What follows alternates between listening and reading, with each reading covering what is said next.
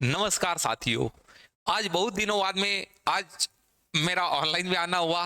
साथ ही देखे तो बहुत सारे बच्चों का बेसब्री से इंतजार है कि सर कोर्स कब होगा, क्या होगा। तो सबसे पहले हम बात करते हैं जो आज 6 तारीख को एमपीपीएससी के द्वारा राज्य सेवा परीक्षा 2025, बिल्कुल अभी तक सब लोग सोच रहे थे कब एग्जाम होगी, क्या होगी, कैसे 16 फरवरी का बोल दिया तो होगी भी या उस समय नहीं होगी। तो आज यदि कहा जाए तो आयोग ने राज्य सेवा परीक्षा 2025 के लिए परीक्षा योजना एवं पाठ्यक्रम बिल्कुल बता दिया है कि ऐसा ऐसा होगा।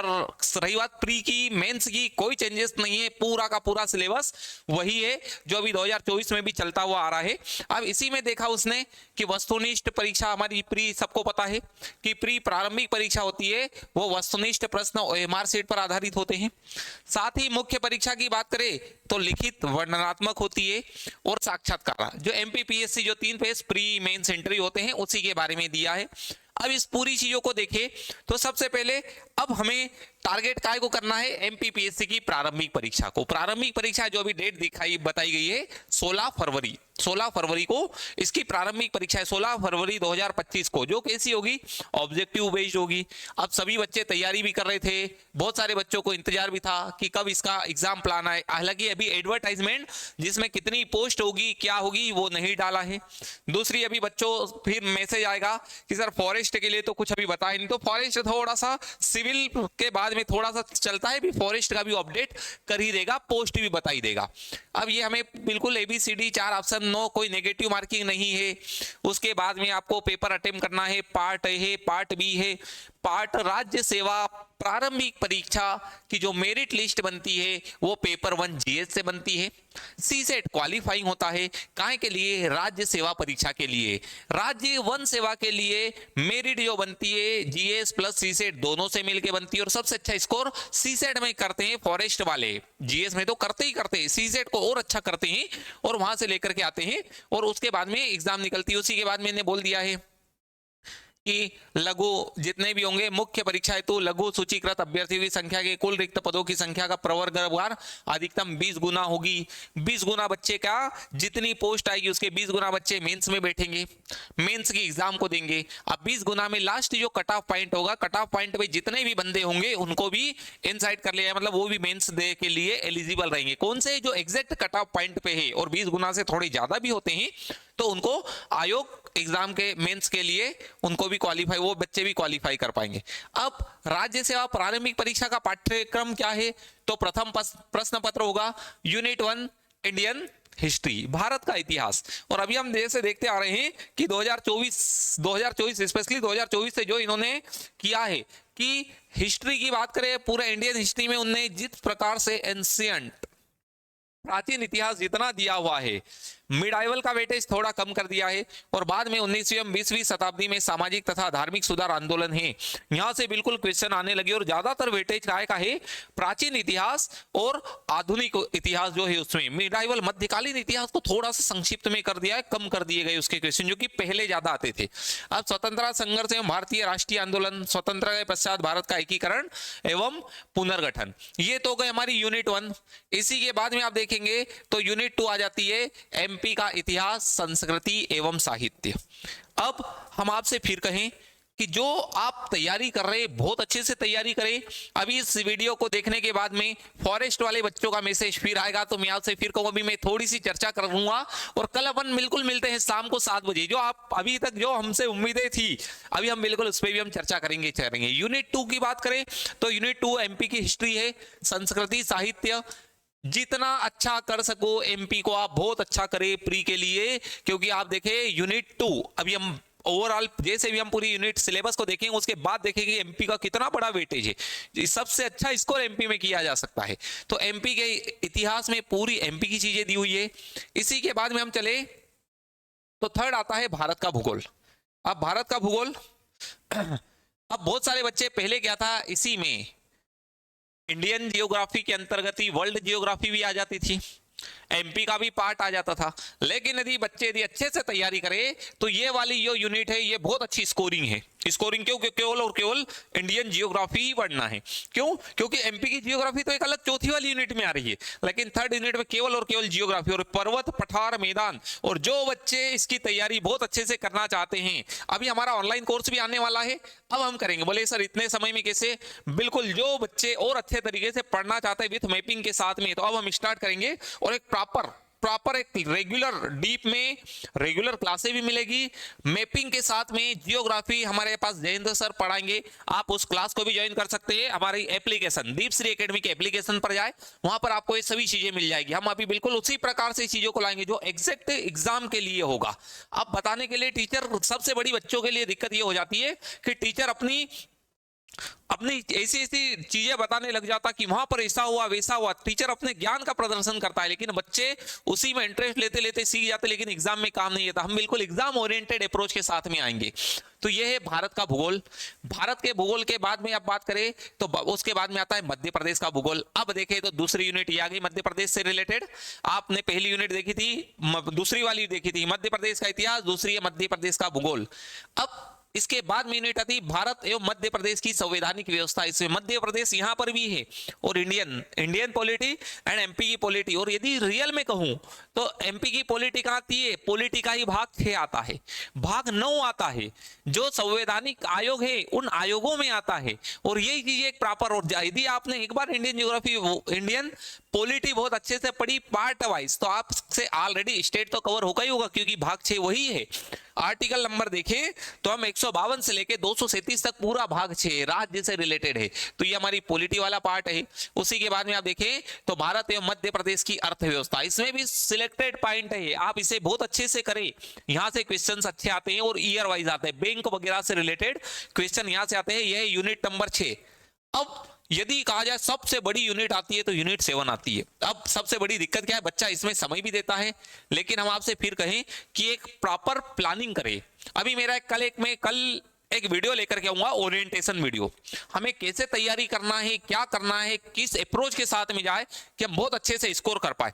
बहुत सारे बच्चे इसमें बहुत ज्यादा समय देते हैं, लेकिन मैं आपसे फिर कहूं 10 क्वेश्चन यहां से आएंगे, कम से कम 3 क्वेश्चन बायो से आएंगे। अब बच्चे इसमें फिजिक्स केमिस्ट्री भी पढ़ते हैं, लेकिन मैं कहता हूं कि फिजिक्स केमिस्ट्री आप पढ़ते हैं, एक एक क्वेश्चन आएगा दोनों जगह से, और बना तो सबसे बनेगा, नहीं तो किसी से नहीं बनेगा। इस लेवल का फिजिक्स और केमिस्ट्री का क्वेश्चन आता है। लेकिन बायो की बात करें तो न्यूट्रिशियन से हर बार क्वेश्चन आता है, हर बार डेफिनेट क्वेश्चन आता है। और यहीं पर देखें तो यहाँ पर मानव शरीर की संरचना, ह्यूमन बॉडी के जितने भी सिस्टम होते हैं, सिस्टम से रिलेटेड क्वेश्चन आता ही आता है, डेफिनेट आता है। तो यहां पर जो चीजें आती है, अब इसके बाद आप क्या कर सकते हैं? तो आप इन्वायरमेंट को बहुत अच्छा तैयार कर सकते हैं। इन्वायरमेंट को करें, क्योंकि 3 प्रश्न वहां से भी आते हैं। फिर ये सैटेलाइट वगैरह शाखाएं वगैरह यहां से आती हैं। अब आपको देखिए कि ये बहुत बड़ी यूनिट है, इससे अच्छा समय आप इंडियन ज्योग्राफी पे देंगे, एमपी को देंगे। एमपी का वेटेज 42 से लेके 46 48 क्वेश्चन तक है, इतना है, कम से कम 4+ यूनिट है एमपी। आप एमपी को बहुत अच्छे अप्रोच के साथ पढ़े, इसे भी पढ़े, लेकिन यहां पर देखिए कहां से क्वेश्चन आने की संभावना ज्यादा है, हमें क्या करना है, कैसे करना है, और ये करेंगे तो आपको डेफिनेट इसमें से फायदा होगा। क्योंकि ये एक यूनिट बहुत बड़ी है, आपका प्रॉपर रिवीजन भी तो होना चाहिए, और बच्चा पढ़ने के बाद भी गलतियां यहां पर करता है। उसी के बाद में अंतरराष्ट्रीय, राष्ट्रीय, मध्य प्रदेश समसामयिक घटनाएं, बिल्कुल 3 लाइन दी हुई है। इंटरनेशनल, नेशनल, मध्य प्रदेश की समसामयिक घटनाएं। एमपी का वेटेज यहां पर भी है, 3 से 4 प्रश्न एमपी के ही होंगे।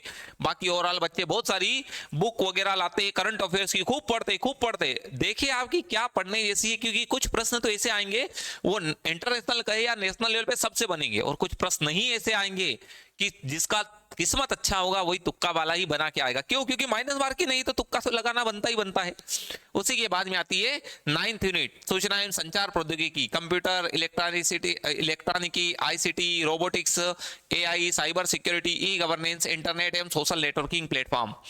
और भी बच्चों को बहुत सारी दिक्कतें आती है, हमारी दीपश्री एकेडमी की एप्लीकेशन डाउनलोड करें, आपको यहां पर यूनिट वाइज भी चीजें मिल जाएगी। और हमारा एक फॉरेस्ट का तो कोर्स पूरा आ ही रहा है, जो बच्चे भी फॉरेस्ट की एग्जाम देंगे, बहुत दिनों से बेसब्री से इंतजार कर रहे थे, मैं कहीं मेरी व्यस्तताओं में इतना व्यस्त था कि आप लोगों से मैं कनेक्ट नहीं हो पा रहा था।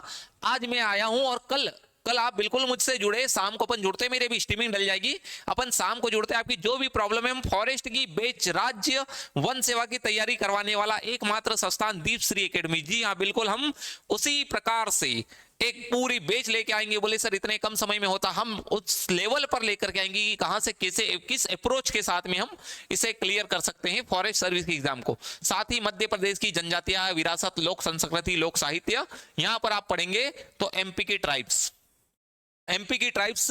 हम आपसे फिर कहें, जो बच्चे और भी अच्छे तरीके से मध्य प्रदेश और इसको पढ़ना चाहते हैं तो एक एमपी की ट्राइब्स का भी जो सर है बहुत अच्छे लेवल पे पढ़ाएंगे, बहुत एक प्रॉपर अप्रोच के साथ में। और 12 तारीख से हमारी ये बैच स्टार्ट होगी, 12 तारीख से हमारी बैच स्टार्ट होने वाली, उसमें एमपी की ट्राइब से ही स्टार्ट करेंगे। जो बच्चे इस बैच को भी ज्वाइन करना चाहते हैं, हमारी फुल बैच भी रहेगी और कुछ कुछ यूनिट भी रहेगी जो आप ज्वाइन करके यूनिट वाइज भी चीजों को पढ़ सकते हैं। आप यूनिट वाइज भी पढ़ सकते हैं। यूनिट 10 अभी हमारी 12 तारीख से स्टार्ट होने वाली है। इसी के साथ में यूनिट 10 नहीं, स्पेशली हमारी ऑनलाइन बैच स्टार्ट होने वाली है। साथ ही सीसेट। अब आप कहेंगे सीसेट क्या, तो सिविल सर्विस के लिए क्वालिफाइंग है, क्वालिफाई कर जाते हैं, ऑब्वियस सी बात है नंबर। लेकिन फॉरेस्ट के लिए यही सबसे बड़ा सिलेक्शन का यही से रोल होता है कि जिस बच्चे के सीसेट में 90 प्लस होते हैं वो व्यक्ति उस लेवल की अप्रोच के साथ में कर पाता है। और फॉरेस्ट सर्विस के लिए सीसेट बहुत इंपॉर्टेंट है, बहुत इंपॉर्टेंट है, क्योंकि स्कोरिंग ही यहीं पर से की जाती है। तो बहुत सारे बच्चों के फिर मेरे पास मैसेज भी आ रहे थे कि सर सीसेट अभी जैसे भी अभी एडवर्टाइजमेंट डलेगी फॉरेस्ट की पोस्ट, तो सीसेट की हमारी ऑफलाइन क्लास भी चलेगी।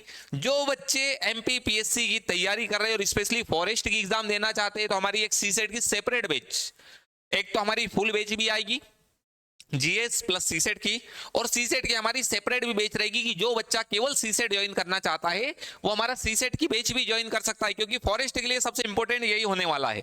आप खूब भी स्कोरिंग करें 70 75 80 नंबर तक ले आएंगे, लेकिन जब तक आपके 90 प्लस टच नहीं होंगे सीसेट में, तब तक आपके लिए फॉरेस्ट सर्विस एक्ट, मैं ये नहीं बोल रहा कि होगी नहीं, हो जाएगी, कोई दिक्कत नहीं आप जीएस में, लेकिन जीएस में स्कोर उस लेवल पे करना 90 प्लस करना एक टफ टास्क है जो कि सीसेट में किया जा सकता है और बच्चे कर रहे हैं।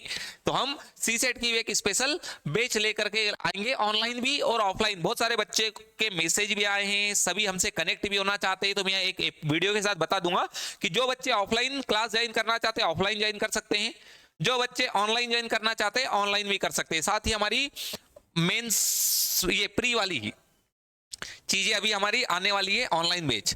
साथ ही ये तो हो गई प्री की बात। प्री के बाद में अब यदि मेंस की बात करें तो मेंस का भी उन्होंने पूरा सिलेबस कोई चेंजेस नहीं किया है, सभी चीजें वही दी है कि कितने अपने 6 पेपर होंगे। पहला पेपर हिस्ट्री जियोग्राफी का, हिस्ट्री और जियोग्राफी का 150-50 300 नंबर का पहला पेपर। दूसरा पेपर पॉलिटी एंड सोशियोलॉजी का, ये भी 300 number. Economics and science tech वाला पार्ट है वो भी 300 नंबर का होगा, 150-150 के पार्ट हैं। फोर्थ पेपर दर्शन शास्त्र, मनोविज्ञान, लोक प्रशासन, केस स्टडी और उद्यमिता प्रबंधन, व्यक्तित्व विकास, केस स्टडी 300 नंबर का है। तो चारों पेपर 300 नंबर के हैं, 4 या 12 हो गए। फिर आता है हिंदी का पेपर, सामान्य हिंदी एवं व्याकरण 200 नंबर की है, और उसी के बाद में हिंदी निबंध एवं प्रारूप लेखन है 100 नंबर का। और इस प्रकार से टोटल 1500 नंबर की क्या है हमारी मेंस, और उसी के बाद में 185 नंबर का इंटरव्यू 1685। जो बच्चे और भी हिंदी को बहुत अच्छे तरीके से पढ़ना चाहते हैं, मैं हिंदी भी सब्जेक्ट पढ़ा ही रहा हूँ, एमपीएसआई के लिए भी पढ़ा रहा हूँ। साथ ही हमारी हिंदी में स्पेशली जहां पर बच्चों से गलतियां होती है, रस छंद अलंकार एक बार आप जरूर पढ़े। अभी मेरे वीडियो रहेंगे यूट्यूब पे भी डले रहेंगे, एक बार आप जरूर पढ़े, आपको एमपीपीएससी मेंस में भी काम में आएंगे। लेकिन अभी मेंस वाले जब पढ़ेंगे उसी के बाद में एमपीएसआई वगैरह के लिए भी काम में आएंगे। तो ये हमने देखा आज जिस प्रकार से राज्य सेवा परीक्षा 2025 के लिए आयोग ने अपना एग्जाम प्लान भी जारी कर दिया। अब ये तो हो गई हमारी एग्जाम प्लान की बात। अब एक चीज आती है कि बहुत सारे बच्चों के मैसेजेस आ रहे हैं कि सर आप आ रहे हैं बैच के बारे में और हमें फॉरेस्ट की तैयारी करना, उसके लिए कोई चीज नहीं बता पा रहे हैं। तो हम आपसे फिर बताएं, ये कल अपन मिलेंगे शाम को 7 बजे। अब जो बच्चे राज्य वन सेवा परीक्षा 2025 के लिए तैयारी करना चाह रहे हैं, 2025 राज्य वन सेवा परीक्षा न्यू बैच, अभी तक जो आप लोग इंतजार कर रहे थे, बहुत सारे बच्चों के मैसेज आए, लेकिन मैं क्षमा प्रार्थी हूं कि मैं मेरी व्यस्तता के कारण आप लोगों से कनेक्ट नहीं हो पाया, आपको प्रॉपर रिप्लाई नहीं कर पाया। हमारी बैच 12 दिसंबर से हम स्टार्ट करेंगे।